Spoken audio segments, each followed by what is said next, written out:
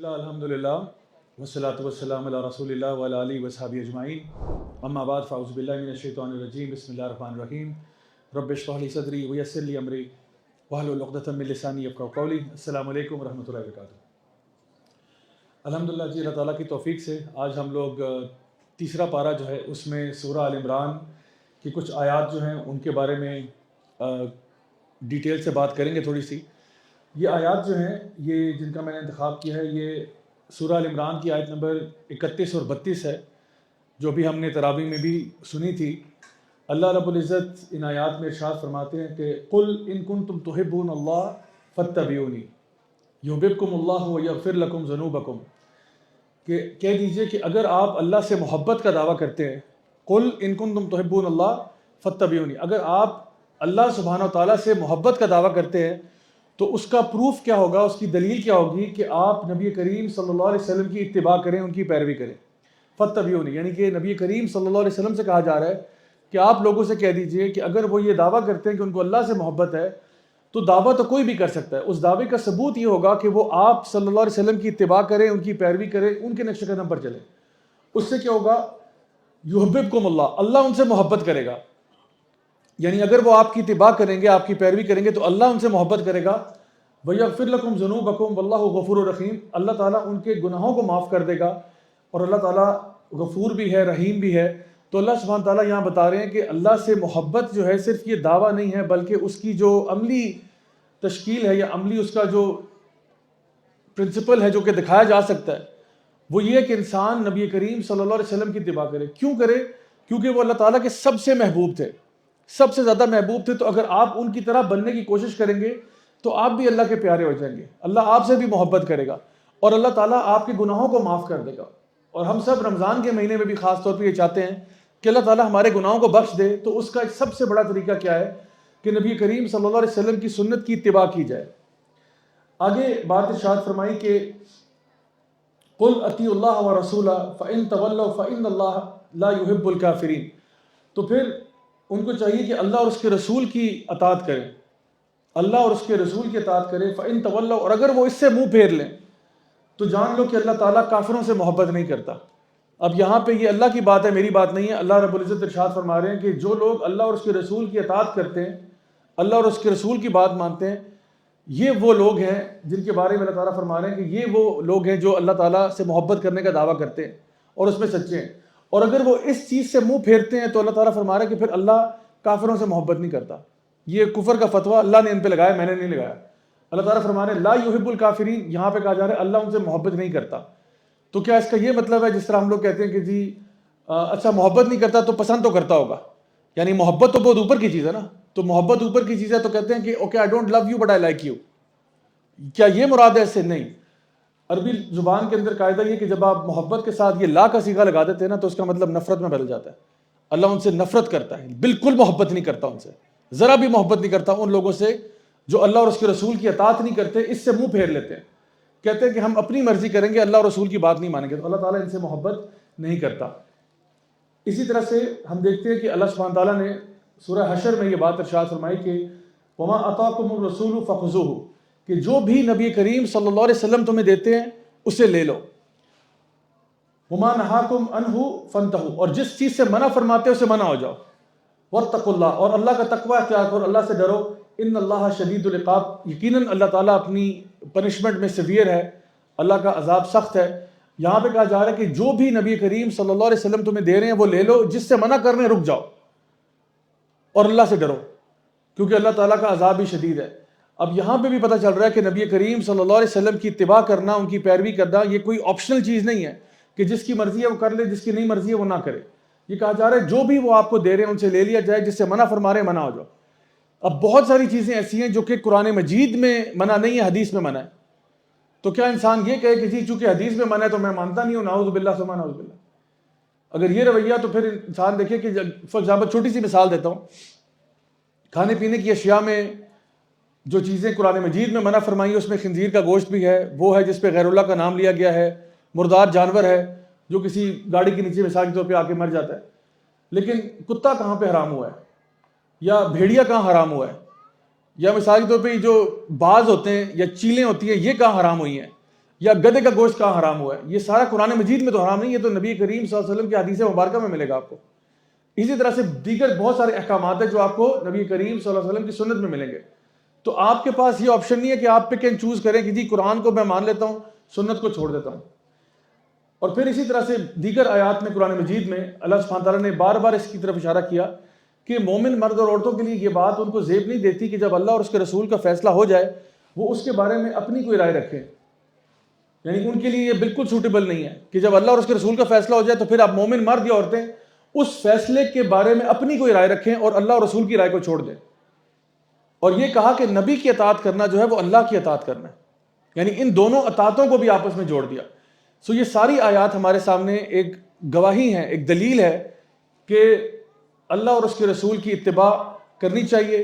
اسی طرح سے اللہ تعالیٰ قرآن مجید میں ارشاد فرماتے ہیں کہ یا ایھا الذین آمنوا اتقوا اللہ وقولوا قولا سدیدا یصلح لکم اعمالکم ویغفر لکم ذنوبکم ومن یطع اللہ ورسولہ فقد فاز فوزا عظیما، کہ اے ایمان والو اللہ کا تقوی اختیار کرو اور ہمیشہ سیدھی بات کیا کرو۔ اور پھر آگے جا کے یہ بات ارشاد فرمائی کہ اطیعوا اللہ واطیعوا الرسول، اللہ اور اس کے رسول کی اطاعت کرو، کیونکہ یہی جو ہے فقد فاز فوزا عظیما، یہ سب سے بڑی کامیابی ہے۔ یعنی جو اللہ اور اس کے رسول کی اتباع کرے گا، اللہ اور اس کے رسول کی پیروی کرے گا، وہ زبردست طریقے کی کامیابی پہ ہوگا۔ فقد فاز فوزا عظیما، بہت بڑی کامیابی ملے گی اس کو۔ اور جو عظیم کا ایڈجیکٹو ہے یہ اللہ تعالیٰ نے قرآن مجید میں واقعی میں بہت ہی بڑی چیزوں کے لیے استعمال کیا ہے۔ اللہ نے اپنے لیے استعمال کیا عظیم، کہ اللہ عظیم ہے۔ اللہ نے یہ چیز قرآن مجید کے لیے استعمال کی ہے، یہ کتاب بہت عظیم ہے۔ اللہ تعالیٰ نے عذاب جہنم کے بارے میں کہا کہ وہ عذاب بڑا عظیم ہے۔ اللہ تعالیٰ نے نبی کریم صلی اللہ علیہ وسلم کے کردار کے بارے میں کہا ہے کہ ان کا کردار بہت عظیم ہے، اور یہاں پہ کہا ہے کہ جو کامیابی ملے گی ان لوگوں کو جو اللہ اور اس کے رسول کی اطاعت کریں گے، ان کو جو کامیابی ملے گی وہ کامیابی بڑی عظیم ہے۔ سو یہ ہمارے لیے اب بات واضح ہو جانی چاہیے کہ نبی کریم صلی اللہ علیہ وسلم کی پیروی میں ہی ہماری فلاح ہے۔ میں کچھ واقعات آپ کے سامنے آج رکھتا ہوں کہ ہمارے جو صحابہ تھے رضی اللہ عنہم اجمعین، ان کا کیا رویہ تھا نبی کریم صلی اللہ علیہ وسلم کی سنت سے ریلیٹڈ۔ بعض روایات میں یہ بات ملتی ہے کہ صحابہ کسی جگہ پر سفر کرتے ہوئے پڑاؤ ڈال دیتے، رک جاتے اور پوچھتے کہ بھئی تمہیں کیا لگتا ہے کہ میں یہاں پہ درخت کے پاس میں نے پڑاؤ کیوں ڈالا، فلاں جگہ پہ میں کیوں رکا؟ تو دوسرے صحابی آگے بیان فرما رہے کہ شاید آپ کو قضاء حاجت کے لیے جانا ہوگا، کوئی نیڈ ہوگی جو آپ رکے ہوں گے۔ انہوں نے کہا نہیں، کوئی نیڈ نہیں ہے۔ تو فرمایا پھر کیوں رکے؟ انہوں نے کہا اس لیے رکا کیونکہ جب بھی ہم یہاں سے گزرتے تھے میں نے نبی کریم صلی اللہ علیہ وسلم کو یہاں رکتے دیکھا ہے۔ یعنی یہ کوئی ایسی سنت بھی نہیں ہے جس کی اتباع کرنا لازمی ہے، یہ ان کا ویسے عمل ہے۔ یعنی میں آپ کو بتا رہا ہوں کہ صحابہ کا جو عاشقانہ رویہ تھا نا، یہ عاشقانہ مزاج تھا، وہ نبی کی اتباع میں اتنا زیادہ تھا کہ وہ چیزیں جو حکم بھی نہیں دی گئی ان کی بھی اتباع کرتے تھے۔ اسی طرح سے ایک صحابی ایک دفعہ کہیں سے جا رہے تو ایک درخت تھا، اس درخت کے پاس سے گزرے تو آپ نے سر جھکا لیا اپنا، ایسے کر کے سر جھکا لیا۔ تو دوسرے صحابی نے پوچھا کہ بھئی آپ نے یہ سر کیوں جھکایا، کوئی خیریت؟ انہوں نے کہا اس لیے کہ جب ہم پہلے یہاں سے گزرا کرتے تھے نبی کریم صلی اللہ علیہ وسلم کے ساتھ تو اس درخت کی ایک ٹہنی آگے آئی ہوئی تھی تو آپ صلی اللہ علیہ وسلم اپنا سر جھکا کے گزرتے تھے، تو میں اب وہ ٹہنی نہیں ہے وہاں پہ، وہ ٹہنی نہیں بھی ہے، لیکن صحابہ کا رویہ ایسا ہے، مزاج ایسا ہے کہ چونکہ نبی کو جھکتے دیکھا تھا آج ہم بھی یہاں سے جھکتے ہوئے جائیں گے۔ یعنی یہ میں آپ کو بتا رہا ہوں کہ وہ تو ابو اینڈ بیونڈ جا رہے ہیں، وہ کوئی بھی کام کرتے تھے کیونکہ وہ سنت ہوتا تھا۔ آج ہم کوئی کام چھوڑتے ہیں کہتے ہیں سنت ہی ہے نا، فرض تو نہیں ہے۔ ہمارے اور ان کے رویوں میں زمین آسمان کا فرق ہے۔ وہ کرتے تھے سنت سمجھ کر، ہم چھوڑتے ہیں سنت سمجھ کر کہ سنت یہ نا، فرض نہیں ہے، بس ٹھیک ہے چھوڑ دو۔ یہ ایک مزاج بن چکا ہے۔ انبیاء کے بعد پوری انسانیت میں جو بہترین انسان ہیں وہ ابو بکر صدیق رضی اللہ عنہ ہیں۔ اس میں ہمارا اجماع ہے، پوری امت کا اجماع ہے کہ تمام انبیاء کے بعد انبیاء سب سے بہترین انسان ہوتے ہیں، اور انبیاء کے بعد اگر کسی شخص کا کوئی مقام و مرتبہ ہے تو وہ ابو بکر صدیق ہے رضی اللہ عنہ۔ جب آپ خلیفہ بنے اور آپ کا پہلا خطبہ تھا، ابن حبان اور ابن کثیر اس کے بارے میں لکھتے ہیں کہ جو پہلا خطبہ تھا اس میں ابو بکر صدیق نے کیا ارشاد فرمایا؟ آپ نے کہا کہ اے لوگو، میں اب تمہارے اوپر خلیفہ ہوں اور میں تم میں سے بہترین نہیں ہوں۔ اب یہ جو انہوں نے جملہ بولا میں تم میں سے بہترین نہیں ہوں، یہ ان کی عاجزی ہے، ورنہ اس میں کوئی شک نہیں تھا کہ وہ سب سے بہترین ہے۔ آگے فرماتے ہیں اگر میں صحیح کروں تو میری اطاعت کرو، اور اگر میں غلط کروں تو مجھے سیدھا کر دو۔ اگر میں اللہ اور اس کے رسول کی اتباع کروں تو میری اطاعت کرنا، اور اگر میں ان کی اطاعت نہ کروں تو میری اطاعت نہ کرنا۔ یعنی یہاں تک کہ الفاظ کے اتنے واضح طور پر بیان کر دیا کہ میں تمہارا لیڈر ہوں، میں تمہارا اوپر حکمران ہوں، لیکن اگر میں نے اللہ اور اس کے رسول کی اطاعت کی تو تم نے میری اطاعت کرنی ہے، اگر میں نے ان سے پھر گیا تو تم بھی میرے سے پھر جانا۔ اب یہ صرف کہنے والی بات نہیں تھی، آپ کی جو دور خلافت تھا اس میں آپ نے کس طرح سے اپنا جو ہے نا وہ رول پلے کیا، اس کے بارے میں یعنی محدثین وہ واقعہ نقل کرتے ہیں کہ نبی کریم صلی اللہ علیہ وسلم نے اپنے دنیا سے رخصت ہونے سے پہلے اسامہ بن زید رضی اللہ عنہ کا ایک لشکر تیار کیا، ایک لشکر تھا وہ تیار کیا جو کہ رومن امپائر سے لڑنے جانا تھا اس نے۔ یعنی سوچیں کہ اسامہ بن جو ہے نا زید رضی اللہ عنہ کی عمر اس ٹائم پہ مخالف 18، کچھ بعض روایات میں 18، بعض میں 20 سال تھی، یعنی ایک نوجوان صحابی تھے۔ نبی کریم صلی اللہ علیہ وسلم نے ان کو سپہ سالار بنایا، کمانڈر آف دی آرمی بنایا، اور اس وقت کی جو سپر پاور تھی اس کے خلاف لانچ کر دیا، یعنی رومنز کے خلاف ان کو لانچ کر دیا۔ اب ہوا یہ کہ وہ مدینہ سے 3 میل کے فاصلے پر گئے، پڑاؤ ڈالا، پیچھے سے نبی کریم صلی اللہ علیہ وسلم دنیا سے رخصت ہو گئے۔ اب ایک پینک کریٹ ہو گیا، ظاہر سی بات ہے صحابہ کے بیچ میں وہ واقعات ہم سب کو معلوم ہے کہ کس طرح سے وہ پینک کریٹ ہوا کہ جی نبی کریم صلی اللہ علیہ وسلم وہ کہتے ہیں ہمارے لیے اس سے زیادہ غم کا دن کبھی زندگی میں نہیں گزرا تھا۔ اب وہاں پہ ایک لشکر روانہ ہوا ہے، ایک بہت ہی نوجوان صحابی ہیں جو اس کو لیڈ کر رہے ہیں، اور یہاں پہ لوگ جو ہیں وہ پریشان ہیں۔ تو اسامہ بن زید میسج بھجواتے ہیں ابو بکر صدیق کے پاس کہ چونکہ حالات اس طرح کے ہو چکے ہیں اور کچھ مسلمان جو ہیں وہ مرتدین ہونے کی طرف جا رہے ہیں، وہ دین سے باہر نکلنے لگے ہیں، اس معاملے میں اتنا فتنہ پیدا ہو گیا ہے، تو ہم واپس آ جاتے ہیں، ہم لشکر واپس آتے ہیں آپ کے پاس، ہم آپ کے ہاتھ بازو بنتے ہیں، ہم آپ کو سپورٹ کرتے ہیں۔ تو اس کے اوپر ابو بکر صدیق جو ہے رضی اللہ عنہ، انہوں نے کہا کہ میں یہ فیصلہ ہرگز چینج نہیں کروں گا جو نبی کریم صلی اللہ علیہ وسلم نے مجھ پہ سونپا تھا، یا جو آپ نے ایک چیز کی تھی میں اس کو چینج نہیں کروں گا۔ حتیٰ کہ آپ نے فرمایا کہ اگر کتے اور بھیڑیے مجھے چیر پھاڑ کے بھی رکھ دیتے ہیں یہ فیصلہ چینج نہیں ہوگا، آپ اسی جگہ پر رہیں، اور لشکر روانہ ہوگا، رومن امپائر کے خلاف یہی لشکر روانہ ہوگا۔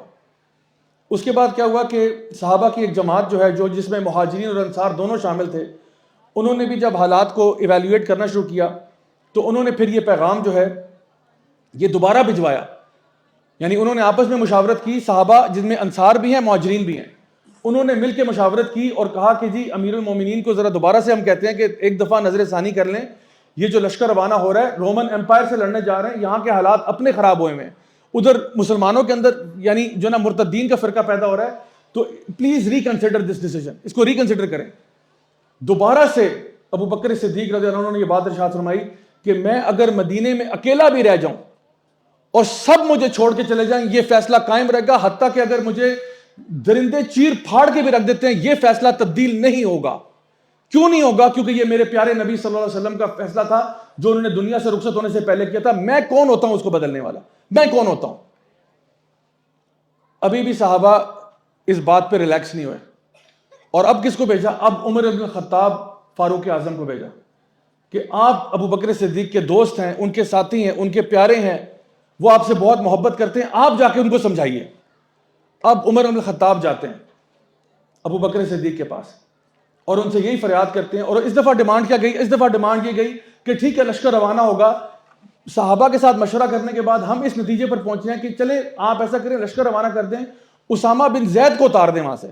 اسامہ بن زید بہت نوجوان ہے، وہ ایکسپیرینس نہیں ہے بیٹل فیلڈ میں، وہ ایکسپیرینس نہیں ہے، اور بہت سارے جلیل و قدر صحابہ موجود ہیں جو بڑے ہارڈنڈ ہیں بیٹل فیلڈ میں، ان میں سے کسی کو سپہ سالار بنا دے، اور ان کے نیچے جو ایک آرمی کو جو آپ نے تشکیل دینی ہے رینکس میں وہ رکھیں جو سب سے ٹاپ فائٹرز ہیں، سب سے ٹاپ واریئرز ہیں، سب سے ٹاپ ملٹری اسٹریٹجی والے ہیں، ان کو رکھ لیں۔ اب عمر بن الخطاب جا رہے ہیں، اب یہ نہیں کہہ رہے لشکر روانہ نہ کریں، لشکر روانہ کر دیں، لیکن جو نبی نے فیصلہ کیا تھا کہ اسامہ بن زید اس کو لیڈ کریں گے اس کو چینج کر دیں، اور کوئی بہتر صحابی جو ہیں جو اپنے رتبے میں، اپنے مقام میں، اپنے وار اسٹریٹجی میں زیادہ افضل ہیں ان کو اپوائنٹ کر دیں۔ ابو بکر صدیق رضی اللہ عنہ نے عمر بن الخطاب رضی اللہ عنہ کی داڑھی کو پکڑ لیا اور کہا عمر تمہاری ماں تمہیں گم پائے، یعنی اتنے سخت الفاظ استعمال کیے، ہلاک ہو جاؤ تمہاری ماں تمہیں گم پائے، کیسی باتیں تم کر رہے ہو کہ جو فیصلہ میرے پیارے نبی نے کیا تھا میں کون ہوتا ہوں، جب تک میں زندہ ہوں یہ فیصلہ چینج نہیں ہوگا، آپ اپنے فیصلے سے ٹس سے مسنا۔ کیوں؟ کیونکہ قل ان کنتم تحبون اللہ فاتبعونی، یحببکم اللہ ویغفر لکم ذنوبکم، کہ اگر تم اللہ سے محبت کا دعویٰ کرتے ہو تو نبی کی اتباع کرو، نبی کی پیروی کرو۔ اور عمر بن الخطاب کہتے ہیں کہ اس دن مجھے سمجھ میں آ گیا کہ ابو بکر صدیق بالکل حق پر تھے، بالکل واضح ہو گیا کہ اس دن ابو بکر صدیق جو تھے وہ حق پر تھے۔ اور اس کے بعد کیا ہوا، یہ لشکر گیا، روانہ ہوا، اور روانہ کس طرح سے ہوا کہ ابو بکر صدیق جو ہیں وہ اسامہ بن زید کے پاس گئے، ان کے گھوڑے کو کی جو ہے نا لگام پکڑی، اسامہ بن زید گھوڑے پر ہیں، اسامہ بن زید اترنا چاہا انہوں نے کہ بھئی امیر المومنین جو ہیں وہ تو نیچے ہیں، میں گھوڑے پہ بیٹھا ہوں، تو آپ اترنے لگے اور آپ نے کہا کہ چلو میں اتر جاتا ہوں، آپ اوپر بیٹھ جاؤ۔ انہوں نے کہا نہیں، میں لگام پکڑوں گا، امیر آج تم ہو، اس لشکر کے امیر تم ہو، جس طرح نبی نے فرمایا تھا اسی طرح یہ لشکر روانہ ہوگا، اور آپ ان کو الوداع کہہ کر آئے۔ اور الحمدللہ مسلمانوں کو اس میں کامیابی بھی ہوئی۔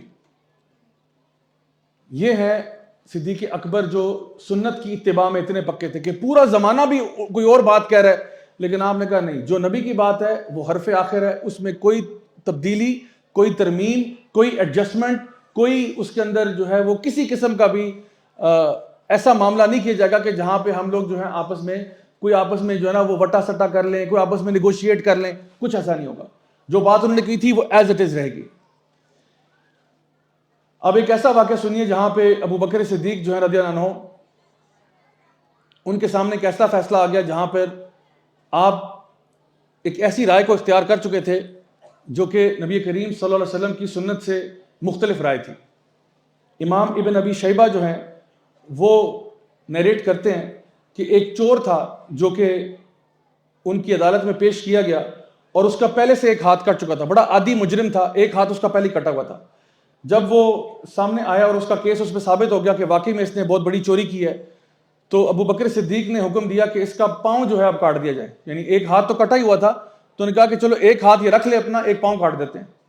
تو اس کے اوپر عمر بن الخطاب جو ہیں رضی اللہ عنہ، انہوں نے اعتراض کیا کہ آپ نے کیسے یہ حکم دیا، جبکہ حکم یہ ہے کہ اگر ایک ہاتھ کٹا ہے تو پھر دوسرا کاٹنا پڑتا ہے، اگر وہ دوبارہ چوری کرتا ہے تو ہاتھ ہی کٹتا ہے، پاؤں کاٹنے کی کوئی حکم نہیں ہے۔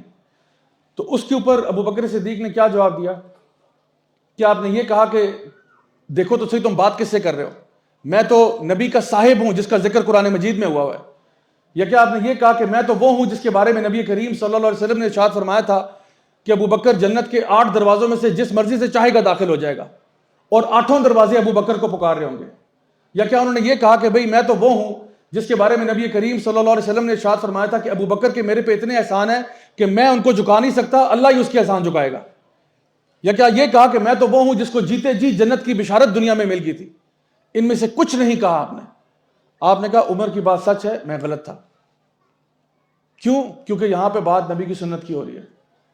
پتہ چلا کہ میں غلطی ہو گئی، انہوں نے کہا بالکل عمر صحیح کہہ رہا ہے، یہ نہیں کہا کہ میں تو تم بات کس سے کر رہے ہو، میں تمہارا خلیفہ وقت ہوں، میں یہ کچھ بھی نہیں کہا۔ جہاں پہ اللہ رسول کی بات آ گئی، اینڈ آف ڈسکشن۔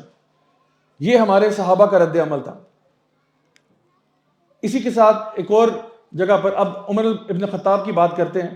سنن نبی داؤد کی حدیث ہے، عبداللہ بن عباس رضی اللہ عنہما جو ہے وہ نیریٹ کرتے ہیں کہ ایک دیوانی عورت، ایک پگلی عورت جو ہے وہ اس کے اوپر زنا ثابت ہو گیا، اور وہ ان کی عدالت میں آئی، تو انہوں نے حکم دے دیا کہ جی اس کو سنسار کیا جائے، اور وہ اس کو پکڑ کے لوگ اب لے کے جا رہے ہیں، انہوں نے روانہ کر دیا کہ ٹھیک ہے یہ عورت جو ہے اس کو سنسار کیا جائے۔ زنا کا کیس اس پہ بالکل ثابت ہو چکا تھا۔ راستے میں علی بن ابی طالب رضی اللہ عنہ جو ہے وہ آ رہے تھے، انہوں نے پوچھا اس عورت کو کہاں لے جا رہے ہو؟ انہوں نے کہا جی یہ تو سنسار ہوگی، اس پہ تو زنا ثابت ہو گیا۔ تو آپ نے کہا واپس چلو، اور عمر بن الخطاب کے پاس اس کو واپس لے کے چلو۔ واپس وہاں لے کے گئے تو جا کے پوچھا کہ امیر المومنین کیا آپ نے یہ حدیث نہیں سنی ہوئی جہاں پہ نبی کریم صلی اللہ علیہ وسلم نے یہ بات ارشاد فرمائی تھی کہ 3 لوگ ایسے ہیں جن کے اوپر حد پنشمنٹ نہیں لگ سکتی، 3 قسم کے لوگ ایسے ہیں جس پر حد پنشمنٹ نہیں لگ سکتی۔ ایک وہ مجنون جب تک وہ جنون کی حالت میں رہے اور ٹھیک نہ ہو جائے، ایک وہ شخص جو سویا ہوا ہے جب تک وہ بیدار نہ ہو جائے، اور ایک وہ بچہ جب تک وہ بالغ نہ ہو جائے۔ ان 3 ہستیوں پہ کوئی حد پنشمنٹ نہیں لگ سکتی، کیونکہ انہوں نے لاشعوری طور پہ ایک حرکت کی ہے، ایک ایسے طریقے سے کی ہے جہاں پہ ان کو خود گمان نہیں تھا کہ وہ کیا کر رہے ہیں۔ ایک وہ مجنون شخص، ایک بندہ دیوانہ ہے، پاگل ہے، نہیں سمجھ آ رہی اس پہ کیا حد پنشمنٹ لگانی ہے آپ نے؟ ایک بندہ سویا ہوا ہے، سوئے ہوئے کوئی بھی چیز ہو جائے، وہ بھی اپنے ہوش و حواس میں نہیں ہے، اور ایک چھوٹا بچہ بھی بالغ نہیں ہوا، وہ بھی اب اس وقت تک بری ہے۔ تو کہا کہ جب یہ 3 کے اوپر، کیا آپ نے یہ حدیث نہیں سنی؟ عمر بن الخطاب نے فرمایا بالکل سنی ہے۔ پھر عمر بن الخطاب خاموش ہو گئے اور آپ نے آگے سے کوئی ایسا جواب نہیں دیا کہ جی تم جانتے ہو میں کون ہوں؟ میں تو وہ ہوں جس کے بارے میں نبی کریم صلی اللہ علیہ وسلم نے فرمایا تھا کہ جب میں ایک طرف چلتا ہوں شیاطین دوسری طرف بھاگتے ہیں۔ کیا تم جانتے نہیں کہ میں وہ ہوں جس کے بارے میں نبی نے فرمایا تھا اگر میرے بعد کوئی نبی ہوتا تو وہ عمر ہوتا، لیکن لا نبی آبادی، میرے بعد کوئی نبی نہیں ہے۔ یا کیا آپ نے یہ کہا کہ تم جانتے نہیں ہو میں کون ہوں؟ میں تو وہ ہوں جس کے بارے میں نبی کریم صلی اللہ علیہ وسلم نے میرا گھر جنت میں، میرا گھر اپنے خواب میں دیکھا تھا اور کہا تھا میں نے تمہارا وہ سفید محل عمر اپنی خواب میں دیکھا ہے، اور میں رو پڑا تھا کہ یا رسول اللہ آپ اندر کیوں نہیں گئے؟ تو آپ نے فرمایا مجھے حیا آ رہی تھی، میں تمہارے گھر کے اندر نہیں گیا، میں نے خواب میں تمہارا جنت کا گھر دیکھا ہے۔ عمر بن خطاب نے ایسی کوئی بات نہیں کی۔ آپ نے کہا علی تم صحیح کہتے ہو، علی تم صحیح کہتے ہو، حدیث میں نے سنی ہوئی تھی، واللہ عالم کیا ہوا میں بھول گیا۔ اور پھر آپ نے کہا اللہ اکبر اللہ اکبر اللہ اکبر، آپ نے اللہ اکبر بلند کیا کہ اللہ نے مجھے ایک غلط فیصلہ کرنے سے بچا لیا۔ اللہ کتنا رحمان ہے، اللہ کتنا رحیم ہے، اللہ نے مجھے غلط فیصلہ کرنے سے بچا لیا۔ یہ ان کا رویہ ہوتا تھا جو نبی کی اتباع کرنے والے لوگ ہوتے تھے، کہ اگر ان کو کسی نے کوئی بات بتا بھی دی ہے تو وہ مائنڈ نہیں کرتے تھے، وہ کہتے تھے الحمدللہ اللہ نے مجھے غلط فیصلے سے بچا لیا۔ اور کوئی شخص جو ان کی اصلاح کر رہا ہے وہ اس کا ماتھا چوما کرتے تھے کہ بہت شکریہ آپ نے میری اصلاح فرمائی، مجھے تم نے غلط راستے سے بچا لیا۔ اسی طرح سے صحیح بخاری کی حدیث ہے، اکرمہ رضی اللہ عنہ جو ہے وہ اس کے راوی ہیں، وہ کہتے ہیں کہ اب بات ہو رہی ہے علی بن ابی طالب کی۔ علی بن ابی طالب جو ہیں انہوں نے دیکھا کہ کچھ مرتدین کہہ لیں، زندیق کہہ لیں، جو کوفہ میں تھے، وہ دین سے بالکل بیزار متنفر، وہ ان کے سامنے پیش ہوئے۔ یہ وہ لوگ تھے جنہوں نے بہت غلو کیا ہوا تھا دین کے اندر، بہت زیادہ، اور دین سے پھر چکے تھے۔ وہ ان کی عدالت میں آئے، ان سے پوچھا گیا، وہ اپنے یعنی مرتد ہونے پہ قائم رہے، وہ اپنے غلط عقیدوں پر، غلط باتوں پر، غلط نظریات پر قائم رہے۔ تو علی بن ابی طالب رضی اللہ عنہ کو اتنا غصہ آیا ان کے اوپر کہ آپ نے کہا ان سب کو جلا کے مار دیا جائے، کیونکہ مرتد کی سزا ہے۔ انہوں نے کہا ان کی سزا خاص دوں گا کہ ان کو جلا کے مارا جائے۔ عبداللہ بن عباس رضی اللہ عنہما جو ہیں وہ اس ٹائم پہ گورنر تھے، اور ان کو جب پتہ چلا کہ بھئی یہ فیصلہ سنایا گیا ہے تو آپ نے اس کی تنقید کرتے ہوئے کہا کہ یہ سیدنا علی نے بالکل غلط فیصلہ کیا ہے، یہ فیصلہ ٹھیک نہیں ہے۔ اور آپ نے پھر سیدنا علی تک یہ پیغام بھجوایا کہ یہ جو آگ سے پنش کرنے والی سزا ہے، یہ صرف نبی کریم صلی اللہ علیہ وسلم نے فرمایا یہ صرف اللہ کا حق ہے، انسان کو حق نہیں ہے کہ وہ کسی کو جلا کے مار دے۔ جو پنشمنٹس ہیں، کیپٹل پنشمنٹس، ان کے طریقہ کار مختلف ہیں، لیکن آگ سے جلانے کا حق کسی انسان کو نہیں ہے۔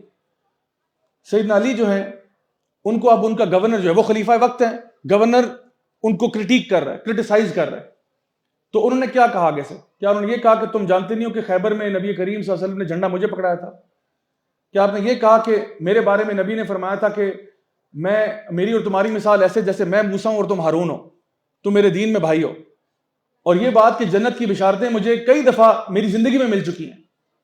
سیدنا علی نے ایسی کوئی بات نہیں کی۔ آپ نے کہا کہ جو کچھ ابن عباس نے کہا وہ صحیح کہا، اور یقیناً مجھ سے غلطی ہوئی ہے۔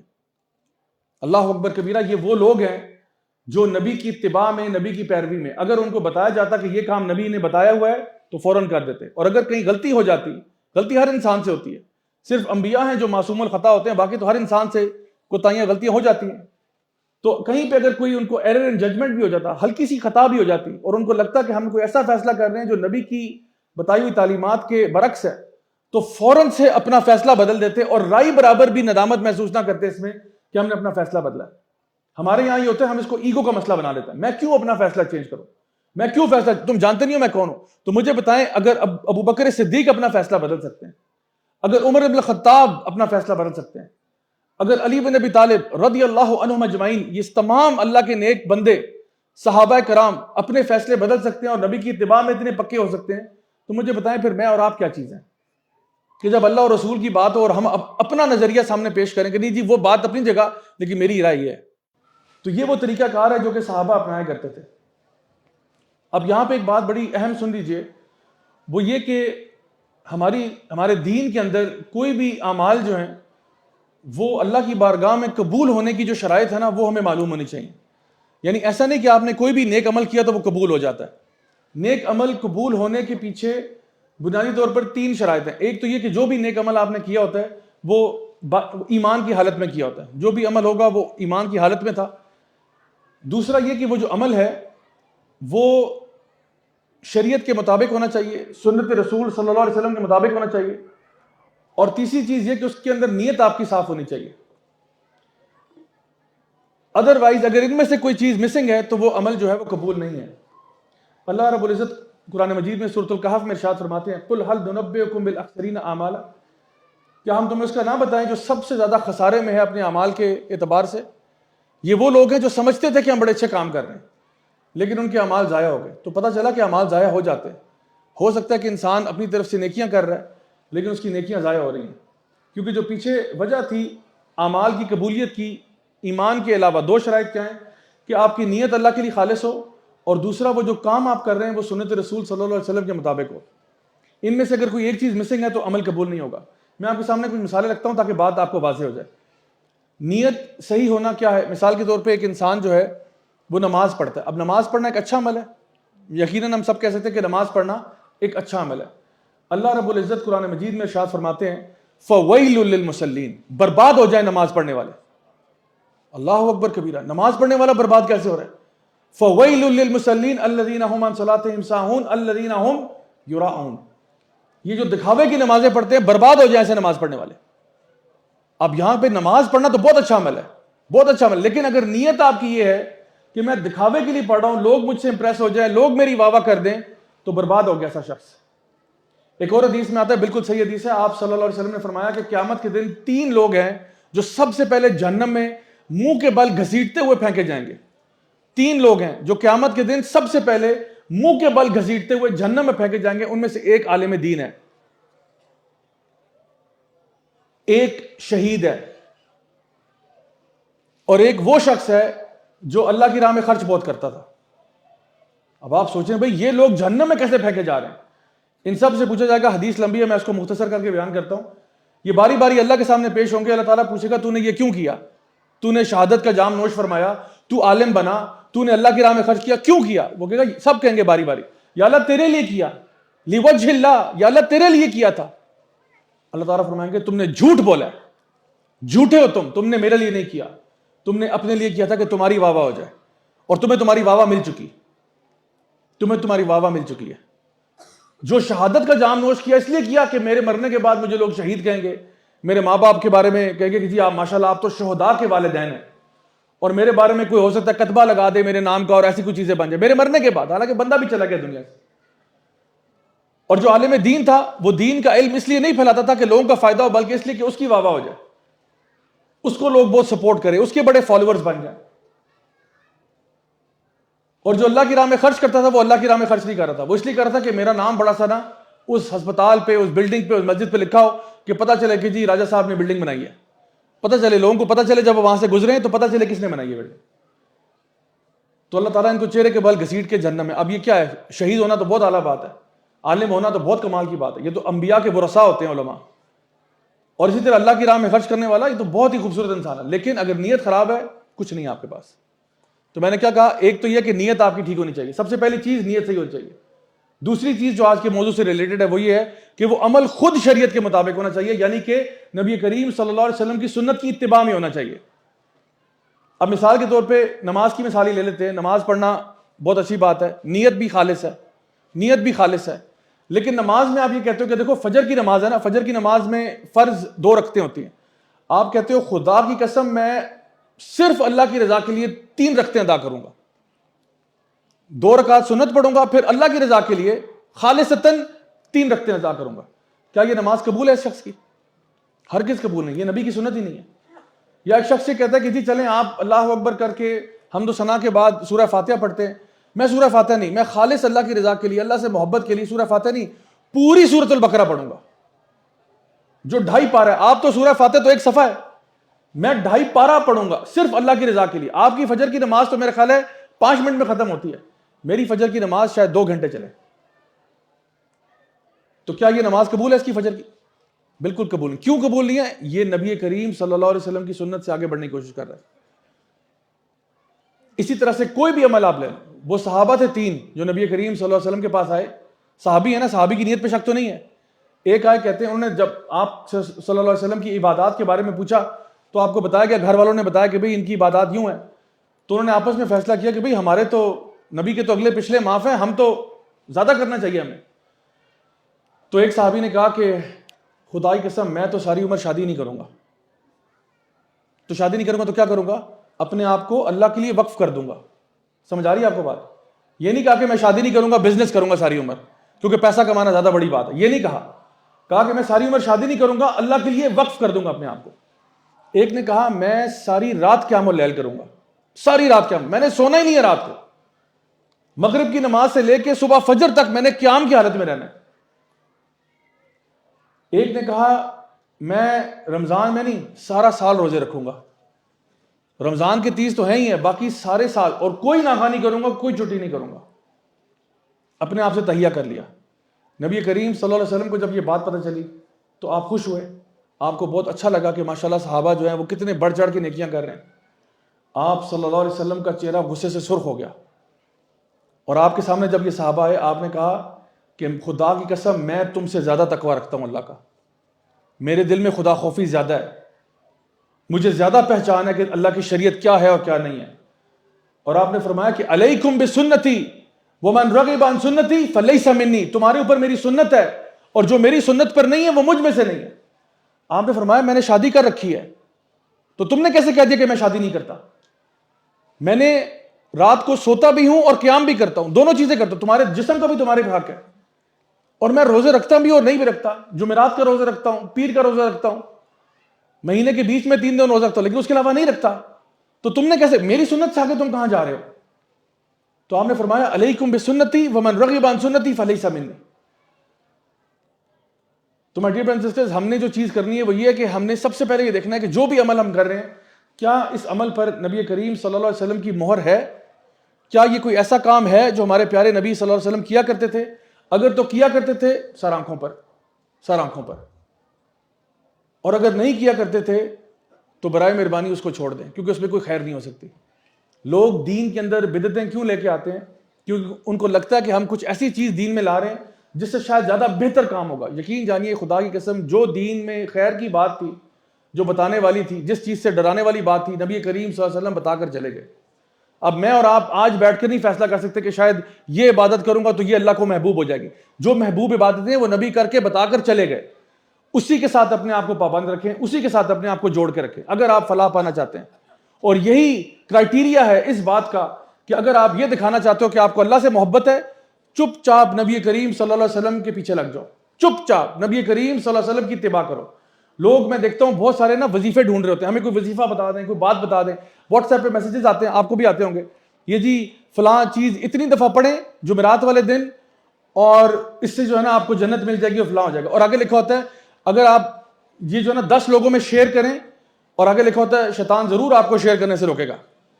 یہ کسی کمبخت شیطان نے میسج چلایا کہ جو نہ حدیث کا حوالہ ہے نہ قرآن کا ریفرنس ہے, بس کوئی اپنی طرف سے چیز گھڑ لی ہے, یہ فلاں فلاں اتنی دفعہ پڑھ دیں. کیا یہ نبی نے کہا اتنی دفعہ پڑھنا ہے؟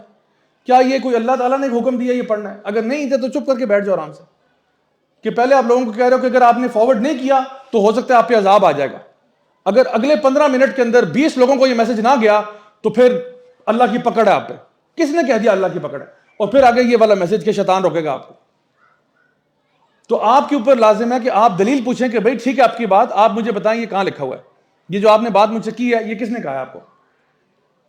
میں آپ کو بتاؤں جتنے بھی مسنون وظائف ہیں, مسنون وظائف کی بھی کتب مل جاتی ہیں, جیسے کہ حسن المسلم ہے, جتنے بھی دعائیں ہیں اذکار ہیں جو نبی کریم صلی اللہ علیہ وسلم کیا کرتے تھے وہ تقریباً کم و بیش بہت سارے اس میں موجود ہیں.